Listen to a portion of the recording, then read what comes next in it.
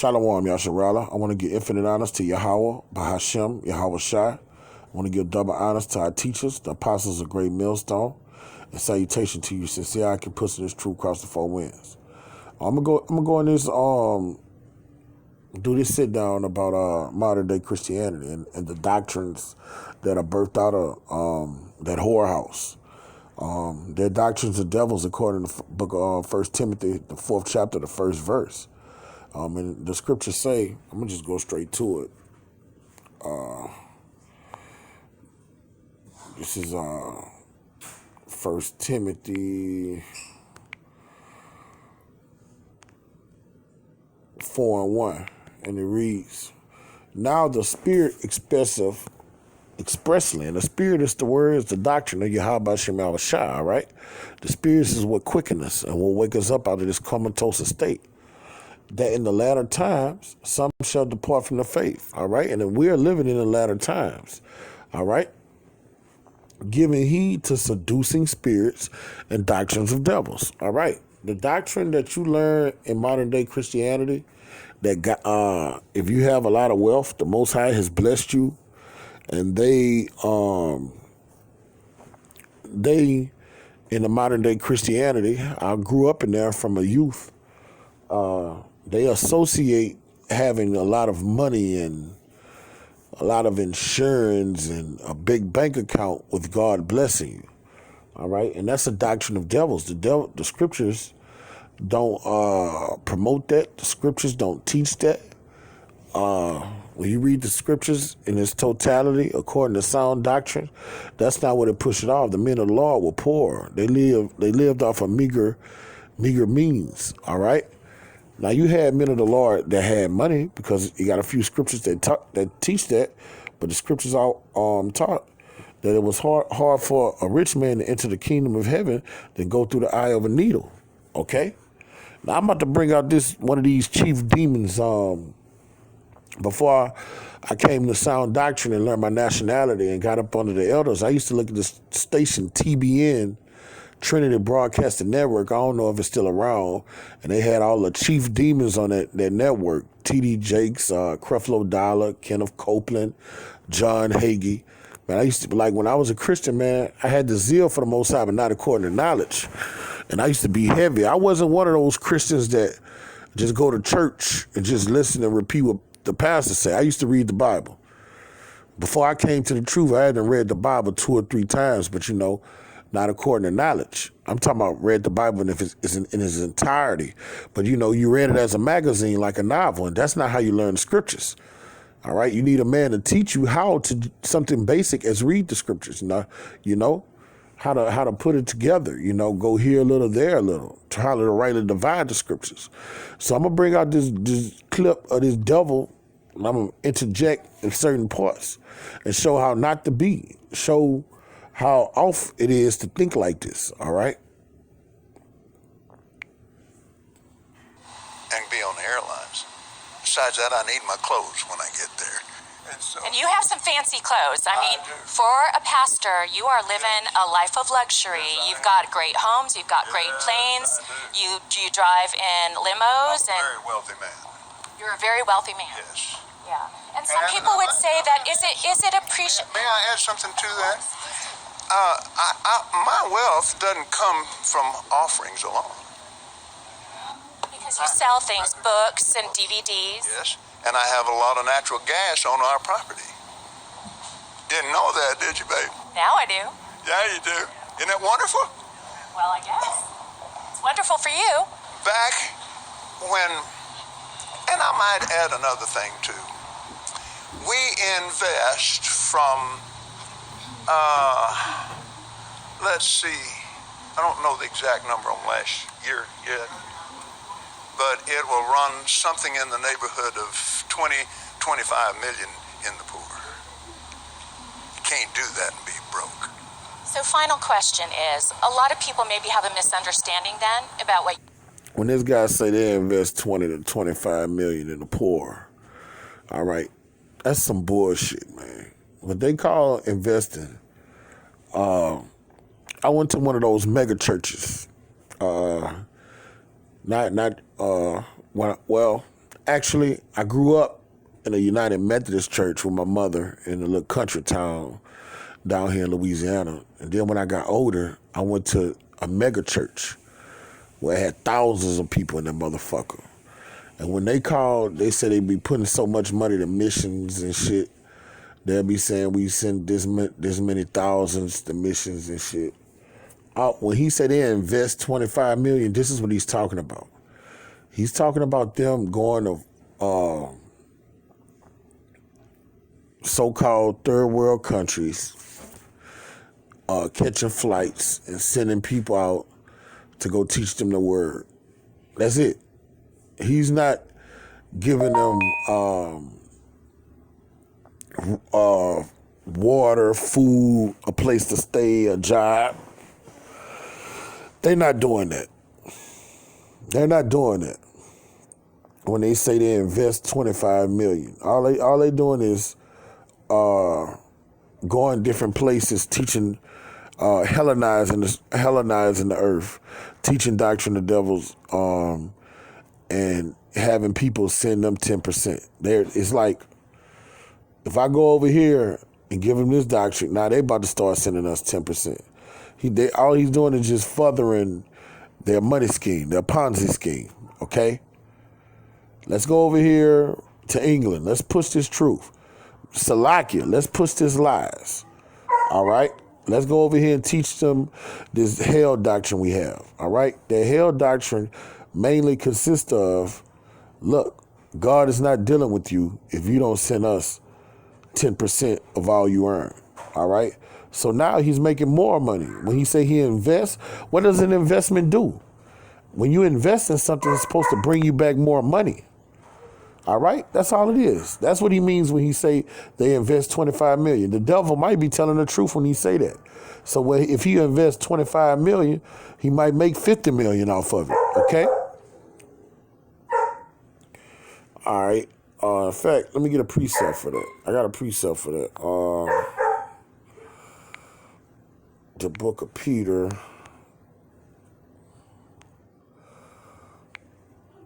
2 verse 3. And Peter warned us of these things that was going to happen. All right. Got to be 2 Peter. All right. I'm going to start from the top. You all right? This is the Spirit speaking expressly. All right? The testimony of Yahushua according to Revelation, the 19th chapter, the 10th verse, is the spirit of prophecy. All right? And what prophecy is, it tells you what's going to happen before it happens. All right? So Peter 2,000 years ago told us in the last days how people was going to be and the things that were going to happen. All right. And when you see devils like this guy, pulpit pimps like these guys, this is a fulfillment of prophecy. All right. This is 2 Peter 2:1. But there were false prophets also among people, even as there shall be false teachers among you. All right. And there's nothing but false teachers everywhere. And then when you get in the Israelite community, all right, you got guys like Nate Satan and Geno Iguana, okay? They are false prophets. They are false teachers because they teach off doctrines, all right? But we're going to stay on topic about this modern-day Christianity, where the bulk of our people dwell, all right? They are false prophets. They are false teachers who privately shall bring in damnable heresies, all right? And those damnable heresies is if you're rich, the Most High is dealing with you. And if you're poor, the Most High is not dealing with you. That's a damnable heresy, because our great king wasn't a rich man. The apostles wasn't rich men, all right? You had Zacchaeus, the tax collector. He was rich, all right? But they were far and few in between, all right? Even denying the Mashiach that bought them, all right? And when you deny his name, and when you come with a different doctrine that he taught, that's how you deny him, all right? When you call him Jesus Christ, you're denying him, all right? He gave us his name, all right? Although we're going to learn this truth for stammering the lips in different tongues, his name remains the same, all right? That's a part of the doctrine of devils, to call him a Greek name, because Jesus Christ comes from Greek, a Greek Genesis. All right, our great King and our Heavenly Father are Hebrews. all right? And they have Hebrew names, all right? And bring upon themselves swift destruction. So when you listen to this guy and guys like this, you're gonna fall into a pit. It's called the blind leading the blind. He don't have the truth. And many shall follow their pernicious ways, okay?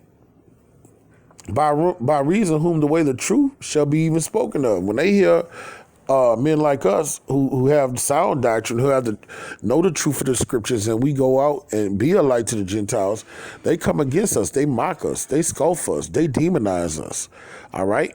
And we're ambassadors of Yahushua. So, they're coming against our great King and our Heavenly Father. And through covetousness shall they with feigned words, that guy's a slick talker. He's a smooth operator. He's a devil. He's a deceiver. All right? Make merchandise of you. All this money he's talking about he's made. When he say his property has natural gas on it, the way he was able to buy that property was by making merchandise of simpletons. All right? Merchandise of people that give all their money to him. That's how he was able to acquire their wealth, by making merchandise of those that believe in the scriptures, all right? Whose judgment now a long time lingereth not, and their damnation slumbereth not.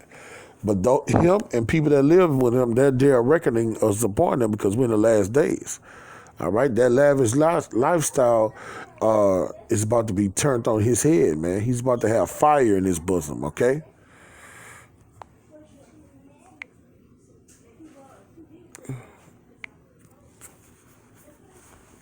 What you do in prosperity preaching. So the final question is this. To those critics that say that a preacher should not be living a life of luxury, what is your response to that? They're wrong. That's it? That it's a misunderstanding of the Bible that if you go into the Old Covenant, do you think the Jewish people believe you should be broke? Are you saying that Jewish people... Man, look at this guy, countenance, man. You could look at this. That's a devil. You can see these demons popping off of this guy. Look at his countenance. Man, these pastors are taking up with demons, man. This guy behind closed doors doing all type of manner of wickedness, man. You can look at his countenance, man. It's off. appreciate money more than... Really? They believe in wealth. Some people would find that offensive. No, wait a minute now. I'm not talking about some people. I'm talking about the Bible. The blessing of Abraham. Abraham was extremely wealthy, and he had a covenant with God. It's not. And I'm going to say this about pastors, too. When you look at this guy, he is funny. The guy's funny. Hey, I think Kenneth Copeland can be a Jake, because I used to look at him when I was young. Like I told you, when I was in that Christianity bullshit, and he a snake, bro. He's a fucking snake, bro. But I'm talking about he got a little sauce with his snakeness, with his subtlety a little bit. There's a little sauce there. This dude could be a confusion of face because he's real funny, man. But hey, I say this about pastors. They're no different than presidents and senators. For to do what they do, you have to be a great liar, man. You have to be a great liar. And what puts them in a hotter bed of lava than these world leaders is, they playing with the scriptures. You see what I'm saying? They're playing with the Most High's word. So they day is coming, man, and their judgment is gonna be far greater than the fucking so-called leader of the new world. All right, and that's the scripture when you read in the book of Revelation, when they say the false prophet is going to get thrown in the lake of fire. Okay? Not the Jewish blessing, it's the Abrahamic blessing. God, I get excited talking about it because I love it. And I started out deep in debt with nothing, which is another story. But anyway. So you say that it's biblical and that there's a foundation in the Bible for this. Let me close it with this. I had to learn this, like I said, from the Bible and from my spiritual mentor, Oral Roberts. And I learned it from him, working with him, and then he was close friends until he died. And he took the same heat for believing God would prosper you that I've taken over the years. And Abraham was a very, very wealthy man. Galatians chapter 3. If you belong to Christ, then are you Abraham's seed and heirs according to his promise. And his promise was great wealth. See, and that's why you got to read the scriptures and learn the scriptures yourself. Man, this guy's full of shit. During the time about I'm saying Christ for edification's sake, but whose real name is Yahushua. During the time of Yahushua, we were in slavery, and the bulk of the Israelites were poor. Abraham's sons were poor. All right, Peter and them were fishermen. They were poor, man. Okay, we were living under the Roman. We were living under the servitude of Rome, and they was ruling over us with an ironclad fist, taxing the fuck out of us, man. All right? Slaves are poor. All right? Now, you had guys that, like I say, Matthew was a tax collector, Zacchaeus. You had guys that had, but the scriptures charged the wealthier amongst us, the body, how we're supposed to be. All right? And I'm going to bring out that account with Moses, man. The leader of the flock can't be looking shining like a light. And his flock is his flock look like peasants. That's not scripturally based, okay? And I'm going to bring out the integrity of Moses, man. All right, so let me go. I'm going to start off with what the spirits say.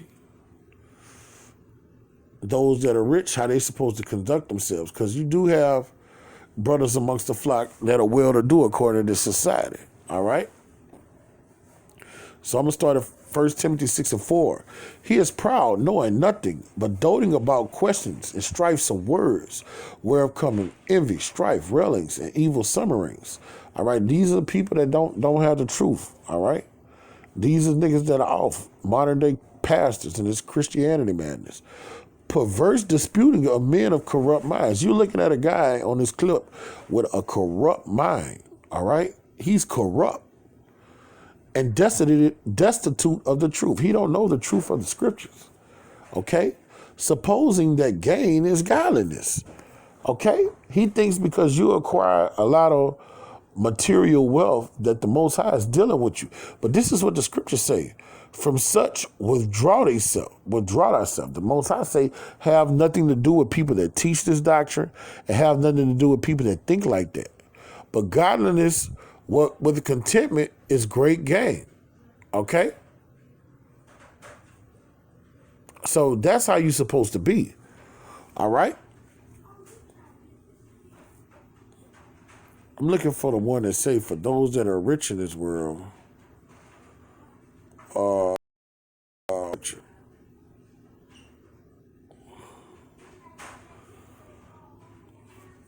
This is the chapter I'm looking for. I'm looking for the part where it say those that are rich in this world be ready to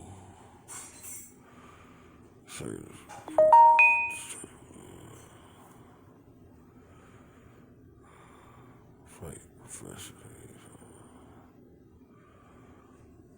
Bear with me, Yasharala. Here we go. Skip down to verse 17. All right, this is what the Most High told men amongst the body how they are supposed to be with their riches.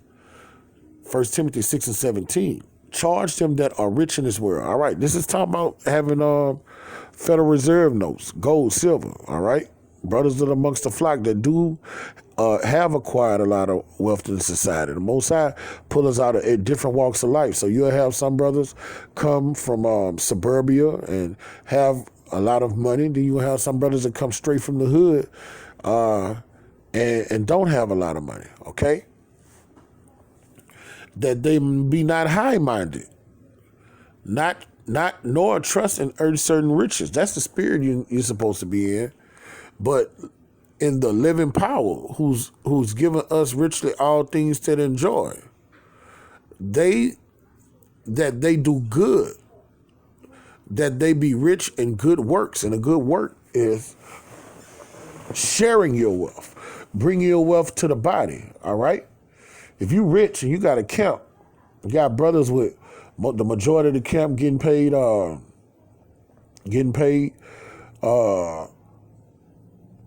they call that shit, Salaki. I forgot the name. Minimum wages, all right? Or if they getting paid a little bit more than minimum wages, and you just got guap. The whole camp probably getting paid minimum wages, living from check to check. You got some brothers that live together and bring their check together so they can have a place to live. They go half on the bills and shit. And you getting paid $150,000 a year, $200,000 a year, $300,000 a year. You amongst the flock. When you go out, when the brothers hook up to go fellowship and shit, you just sponsor, man. That's a good work. You tell everybody to keep their money in their pocket, and you buy all the food. You buy all the drink. All right? Okay, you buy the signs for the camp. You know, no brother is going to just because you have it be dependent on you to do it. A man of the Lord is not going to let that happen, but I'm talking about a guy, that's the mindset a guy that's rich is supposed to be in without a brother bringing that to his attention. That's how the Spirit say those that are rich, he say be ready to distribute, all right? When it say be full of good works and willing to distribute, it's talking about what you do with your money. All right, it say be not high-minded because you have a lot of money. All right, be rich in good works. All right, good works is also teaching the scriptures, but the topic is money. So you do good works with your money. The Most High gave you that good job for you to teach, the good job for you to use that money and funnel it into the body. That's the only reason he really gave you a good job. He didn't give you a good job for you to live on a high horse while you're in Babylon, while the majority of our people are suffering. In fact, I'm about to bring that out. I don't know where it is, but I'm about to find it through the spirit and power of Yahweh Shema Shai, that account when Moses seen his people suffering. Oh, where is it?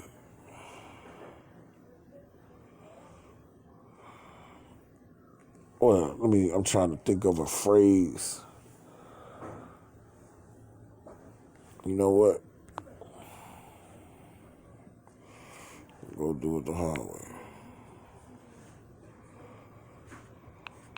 Moses had integrity. Moses was living the high life, and he gave up the high life to deliver his people. All right, here we go. We go to Exodus, the 3rd chapter. All right. That's what's going on with these pastors, man. They're living the high life, but their congregations are living in dire poverty. Hezekiah. Salakia, man, I'm doing a sit down, bro. Get him out of here. And don't let that happen again. All right. I'm going to deal with you when I get done. Salakia, I got my sons with me. They out of order, totally. All right, Exodus 3:1. Moses had integrity. He didn't want to look at his people suffering while he was draped in gold, the finest linen, purple, in the house of Pharaoh. He said, fuck that. You look at these pastors, man, they driving Bentleys, Rolls Royces, living in mansions, all right, having land, like the guys say. His land full of natural gas, going from glory to glory materialistically. And then when you look at his congregation, man, you got people barely rubbing 2 nickels together. You got big people barely paying their bills, all right? That's madness. All right? And what did Moses just say? Oh, believe in God and you could get like me? No, Moses went in the trenches with his people. Moses gave all of that up to deliver his people. All right? Exodus 3:1. Now, Moses kept the flock of Jethro, his father-in-law, the priest of Midian, and he led the flock. All right, no. I got to go up a little farther.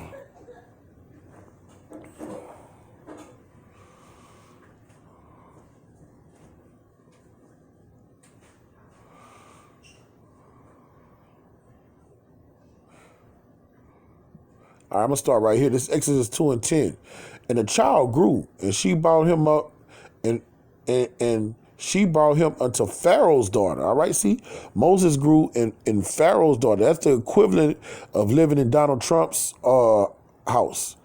Donald Trump is a fucking, he's worth far more than 100 million, all right?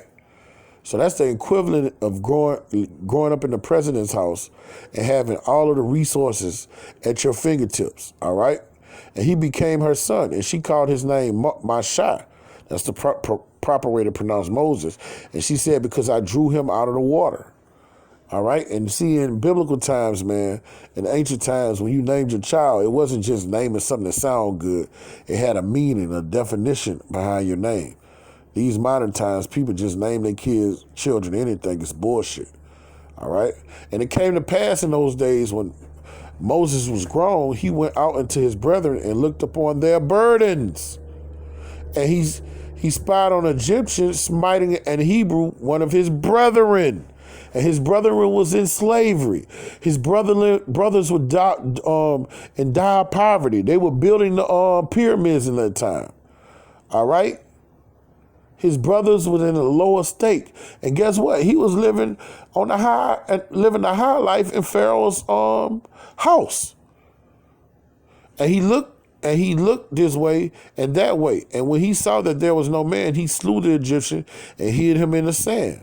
All right? So he went and commit murder to defend his people. All right? He said, fuck this high life. All right? That's the spirit a man of the Lord is supposed to be in, man. That's how a man of the Lord is supposed to be.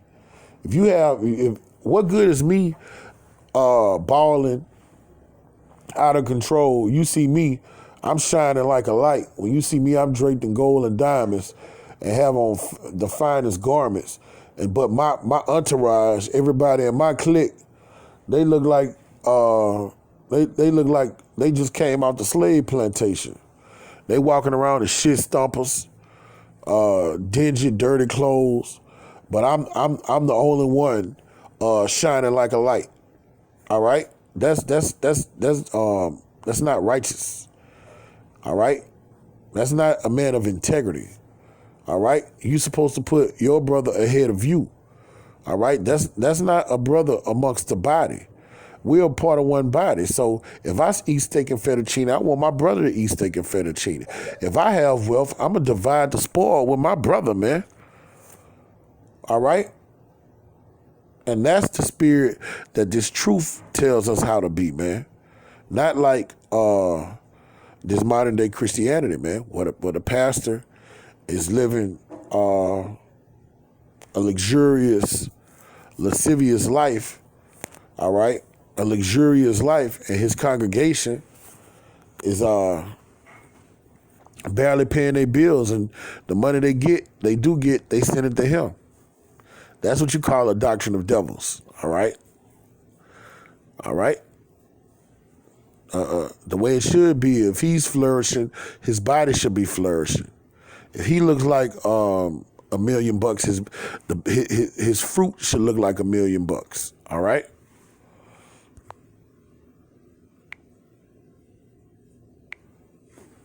The Bible also says that it's more difficult for a rich man to get into heaven than it is for a camel to get through the eye of a needle, correct? The rest of the scripture.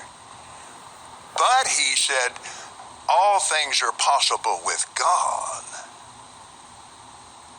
And he said, if you study the Greek behind that, it's trusting in wealth. When he said that, his disciples said they were astonished out of measure because they were wealthy men.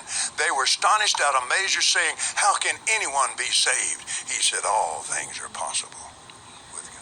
Both of my How you gonna say all his disciples were wealthy men?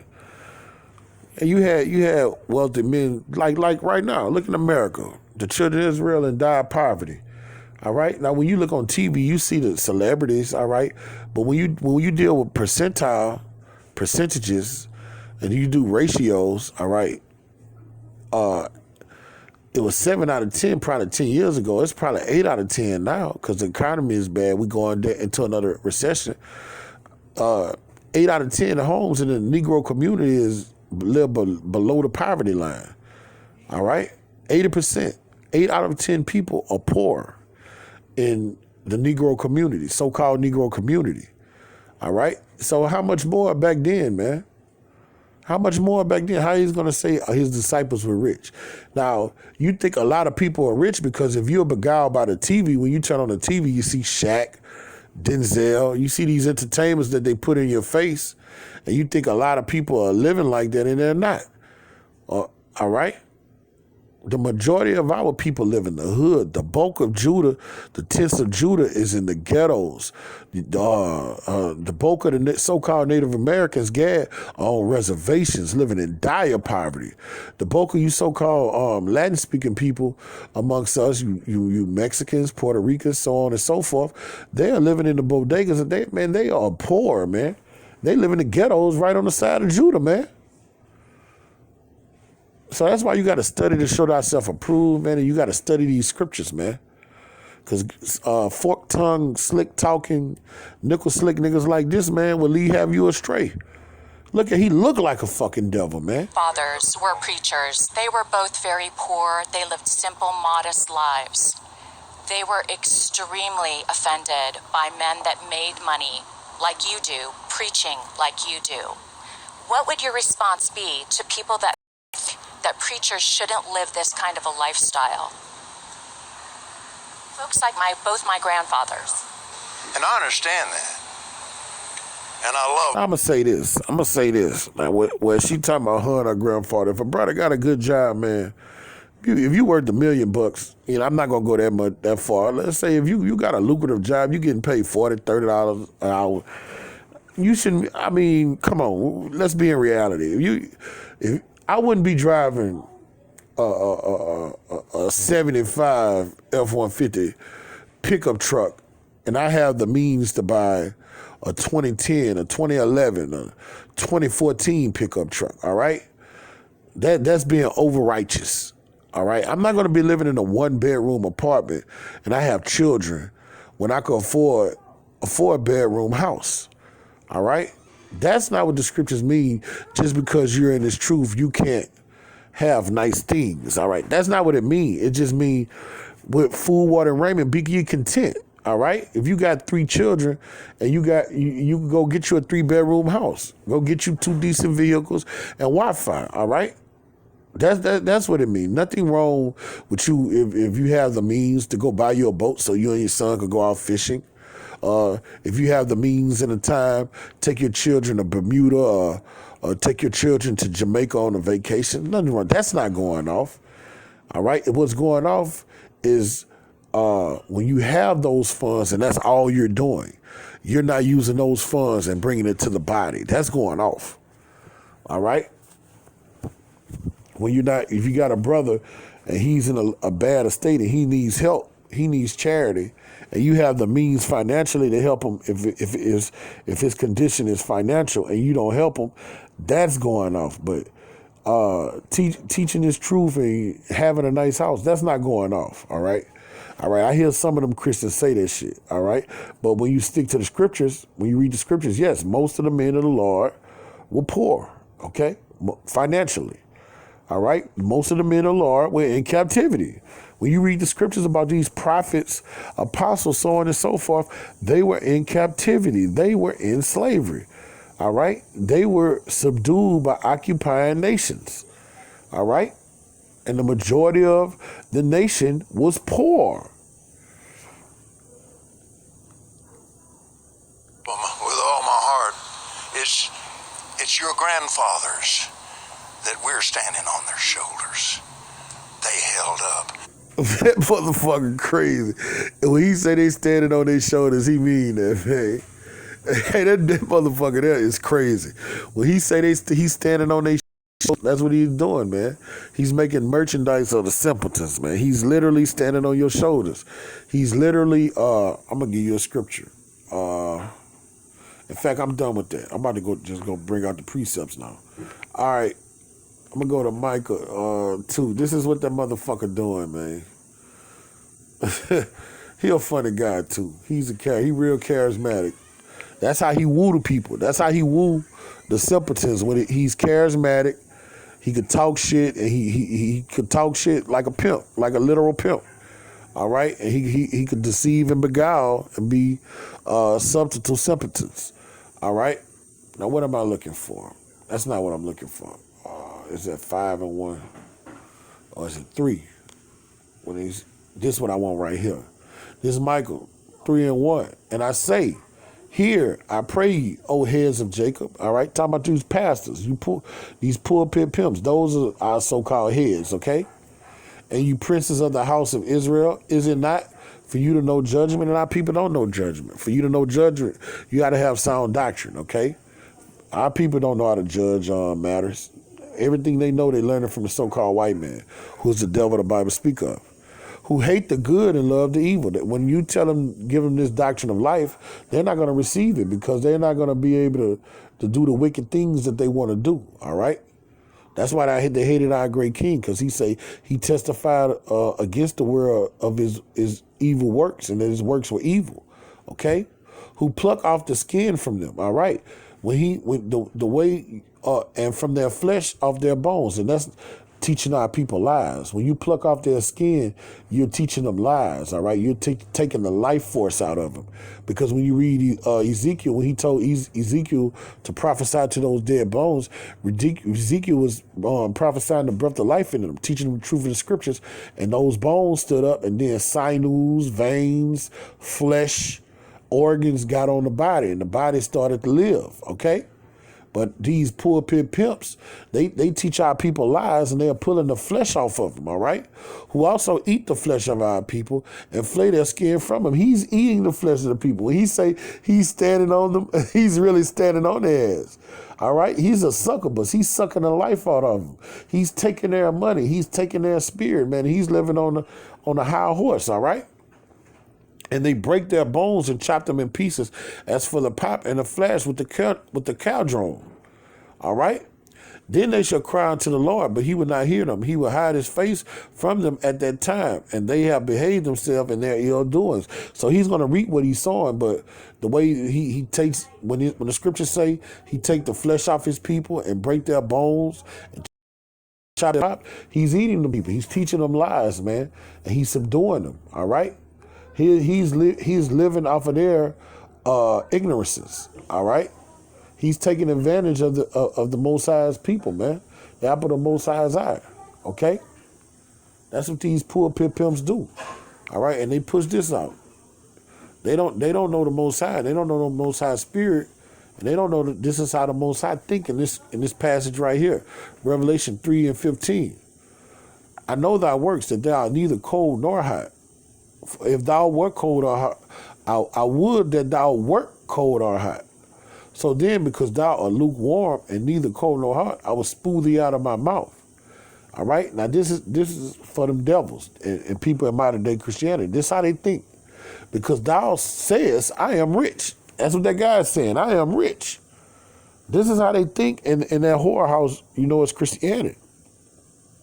And increase with the goods, all right? Because they have money. They think the Most High is dealing with them and have need of nothing. They don't have need of nothing. That guy don't have need of nothing. The dude just said on that clip, I started halfway. I looked at the whole clip. He said he got 3 planes. He got limousines, fine clothes. He say he have multiple properties. He's not in need of nothing, all right? And Noah's not that thou art wretched, but in the Most High's eyes, people like that are wretched, miserable, poor, blind, and naked. All right? That's how they look in the Most High's eyes. They're not in good case. And that's the manipulation of modern day Christianity, man. If you don't bring out scriptures like these type of scriptures is what's supposed to sober you up. Godliness is not gain, man. All right?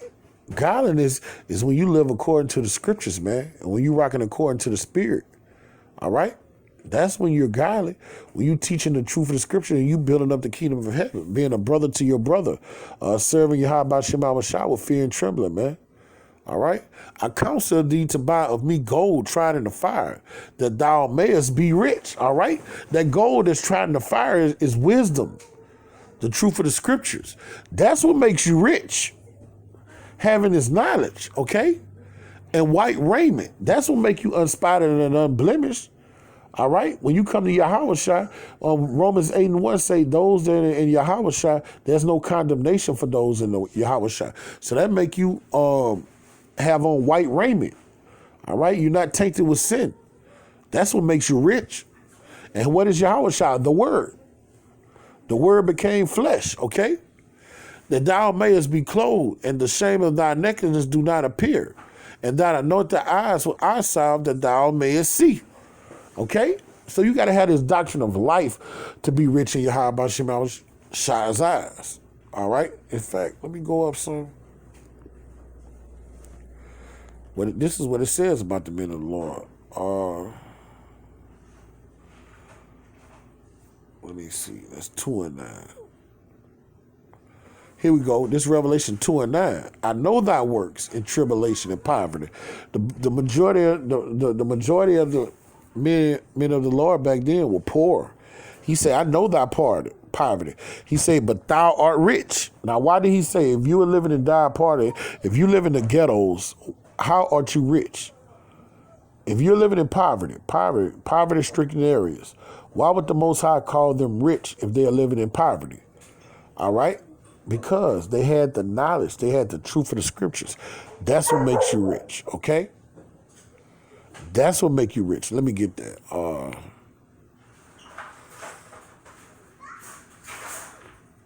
Proverbs. Proverbs 16:16, and it reads, all right, how much better is it to get wisdom than gold? That's what the scripture said, why they were living in poverty, while they were rich, they had wisdom. And to get understanding rather to be choice than silver. All right? So that's how you can live in poverty but yet be rich. All right? That's what the scriptures mean when it be rich. All right, now when your inner man is clean and your inner man is rocking on the right vibration, when it's time to go into the kingdom of heaven, we're going to be joint heirs with Yahweh Shah. We're going to have materialistic riches. We're going to have diamonds, gold, and so on and so forth. But our inward man is going to be right. All right? We're not going to trust in no fucking riches. We're going to trust in the words of Yahweh Shema Shah.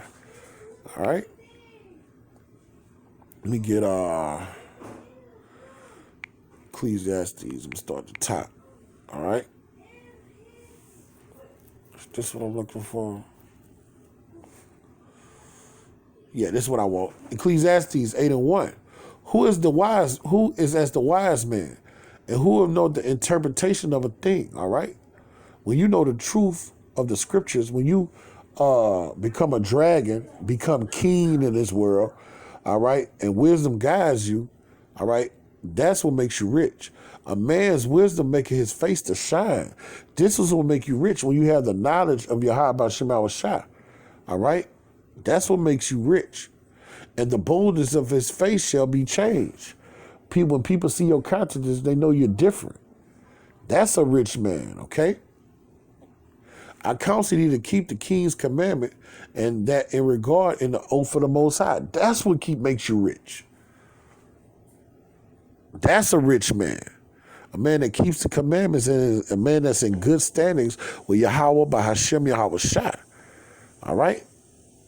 That's true riches. Knowledge, wisdom, understanding. All right? Knowing these breakdowns. Being occupied in prophecy. Being not just a hearer of the word, but a doer of the word. That's true riches. That's what gives you immortality. All right? When you have this knowledge, you becoming immortal, man. All right? Bring out this precept. All right? Now, this is what the scriptures say about people that are rich in this world and then count and trust in riches, and they think godliness is gain, but they don't have no understanding of the scriptures. If you don't have no understanding of the scriptures, you're not rich. If you don't apply yourself and read this word and live according to this word, you're not rich. All right? This is James 5:1. Go to now, ye rich men. He's talking about those that are carnally rich. All right? Materialistically rich. Weep and howl for your miseries that shall come upon you. This talking about the so-called white man. He's the rich man, and 2/3 of our people that think like him. Your riches are corrupted, and your garments are moth-eating. All right, the so-called white man got his riches by destroying the so-called Negroes, Native Americans, and Latin-speaking people of the earth. All right, that's how America got all its wealth, from destroying the children of Israel. Your gold and silver is cankered. All right, and our people love getting the crumbs that fall from the rich man's table, and then they get their little money and they come lord over their own people. All right, and they think God is blessing them. And the rust of them shall be a witness against you, and shall eat your flesh as it were fire. This is what's going to happen to them. You have heaped treasure together for the last days. We're in the last days, and our people are thinking like the so-called white man because they have good jobs, 401k. They think God is dealing with them. They have heaped up treasure for the last day, but what good would it do for them? We're going to see. All right? Behold, the hire of the laborers who have reaped down your fields, the slaves. That happened during slavery. We we labored in his fields and reaped nothing. Which of you kept back by fraud, cried, and the cries of them have reached and entered the ears of Yahweh Shema Shah of the Shabbat. And that's what we're doing. We're crying, man. We've labored in this place, received nothing for all our work and labors, and all we do is get demonized and kicked in the ass, man. All right? You have lived in pleasure on the earth and been wanting. You have nourished your hearts as in the day of slaughter. You have condemned and killed the just. And when you don't have, that's not a literal kill. All right? That's philosophy. When you live according to this American philosophy, you go to these whorehouses they call churches, and you subscribe to that doctrine, you're dead. The so-called white man has killed you when he teach you that madness and you believe it. When you get this modern day Christianity doctrine, that's a way of them slaying you, okay? And he doeth not resist you. And our people don't resist him. All right? So, earning certain riches is not going to deliver you. The rich people of this world, you're going to see their fall, and you're about to see their fall. The LeBron Jameses, the Dwayne Wades, or the guy, this engineer, the doctor, the lawyer, who you think the Most High is dealing with because he has a lot of money, all right? Because you think godliness is a game, you're going to see their fall. They're going to be in bad case. But when this paradigm shift happens, and the men the poor men, the elected Yasharal, are going to be in good case, and those that are poor are going to be in bad. And rich are going to be in bad case. Because let me bring out this precept. What that precept is? It's Proverbs 11 verse 4. All right, and it reads, riches profit not in the day of wrath. What good is your millions of dollars going to do in the day of wrath? What good is a ton of gold going to do you in the day of Yahweh Shema Shah's word, wrath? What, you think you're going to be able to pay him a ransom? You think you're going to be able to pay him a ton of gold? He the one created gold. In his day of wrath, your riches is not going to do nothing for you. But righteousness delivered from death. Having knowledge and wisdom is what's going to deliver you from death. In the famine, those that have knowledge and wisdom are going to eat. During the drought, those that have knowledge and wisdom is going to drink. All right? So with that, Lord willing to sit down is edifying to the hearers. I want to give infinite honors to Yahweh, by Hashem, Yahweh Shai, by Hashem, Rakak Wadash. When you get double honors to our teachers, the apostles of great millstone, and salutation to you sincere I can push this truth across the four winds. Kwame Asharala, blah, blah, blah.